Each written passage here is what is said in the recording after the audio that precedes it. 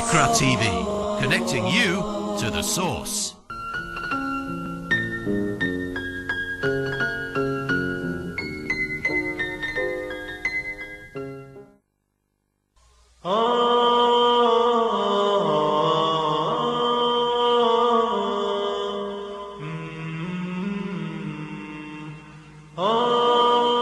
IQRA TV, connecting you to the source.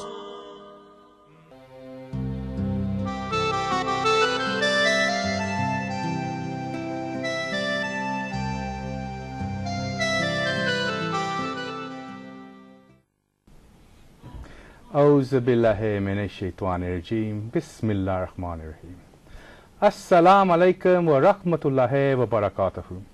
And it's Friday evening, and that means one thing: I Mean Business. Welcome everyone to another great edition of I Mean Business. I Mean Business was set up here on IQRA TV to help everyone move forward in business, so you can understand a little bit more about business. If you want to start a business, we are here to help you. If you're already in business, you want to increase your sales, or you have any questions, ask us here on I Mean Business on IQRA TV. Today I have a great guest for you, a very interesting person, someone who has taken millions of pounds in sales within just a few days. So he will be sharing his secret with us on how he took millions of pounds of sales in just a few days. I think it was under a week, but I will let him tell you that. And it's my great privilege to present to you today Sammy Hegab. Sammy, assalamu alaikum. Wa alaikum assalam wa rahmatullahi wa barakatuh. Welcome. It's a real pleasure being here. You're Thank you very much. welcome. And it's a real honor to all the IQRA TV viewers. I'd like to take a moment just to give you an idea who I am. Now, I don't like to be known as someone that's, making it big and whatever. I like to live life with a purpose. Now, we're doing business as Muslims as to serve Allah. That is the purpose of life. And that means not serving our Creator just by worshipping, and that is just prayer or fasting. There is more to it than that. Serving the Creator could be serving mankind. And that is exactly what motivates me to do business. So inshallah, I will share my secret with you, God willing. I'd like to start first by sharing a little story. Yes. A story of how one man wanted to be great. And this story is echoed across all the scriptures. In fact, it's found in the Bible as well. MashaAllah. This man, he approached a prophet, a great prophet, and he asked him, "O prophet, I want to be great. What is the secret of being great?" And the prophet replied. He said to him, "Find a way to service the many, for service to many leads to greatness." MashaAllah. Now, what can we learn from that in a business context? It means that we should be focused on the customer. Instead of trying to push a service or a product, we should be pulling the customer to us, getting the customer to dictate to us what he requires. And that means not actually selling any product or service to him, but getting him to buy. I'll go into more detail a little bit later, inshallah.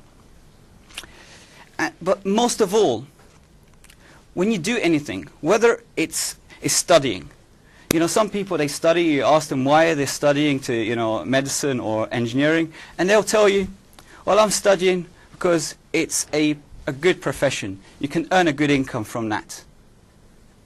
But the real reason that someone should be studying or focusing on a career such as medicine to become a doctor is to service mankind, to serve mankind. And that way, that is classed as worshipping the Creator.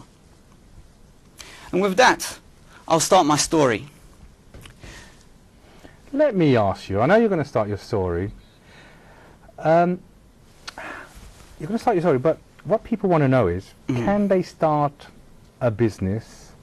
And how old were you? How old were you when you started your business, first business? And what motivated you to starting a business? That's exactly where I was going to next. Good, great. What really got me into business, I never actually anticipated that one day I would become a businessman. I always aspired to become an engineer or a scientist. But what really got me into business was actually my father. I'd like to give him a good thanks for that. Right. Although indirectly he inspired me to become an entrepreneur. Right. What happened was my father had a very successful career within an airline. He had a very successful career, alhamdulillah, and he traveled the world. But unfortunately he was away from us for a period of time.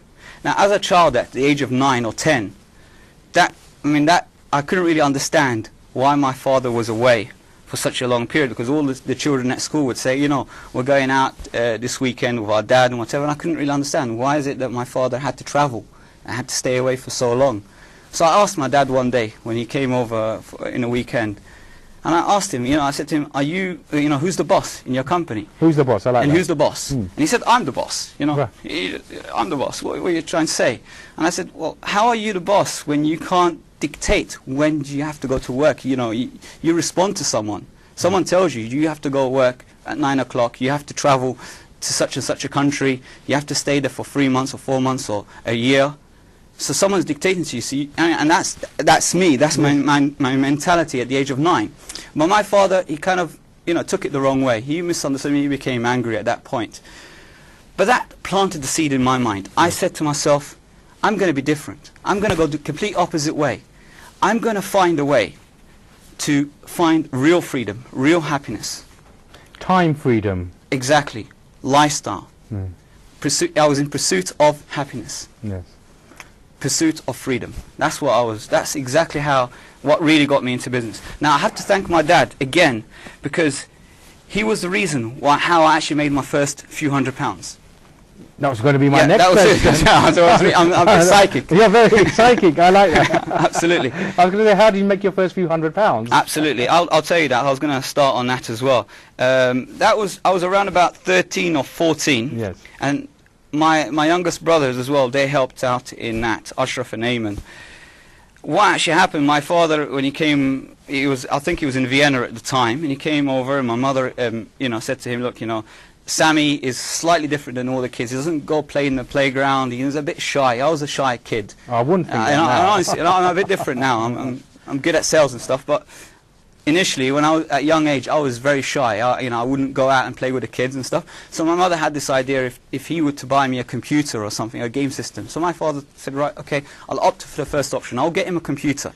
Maybe you can learn a few things on it and that kind of stuff. Now, in the olden days, and I'm not trying to get anyone to guess my age, but they had really old, big, massive laptops. I mean, the laptops that you use 2 hands to carry. Yes. And that's the one that my father got me for a few £100s.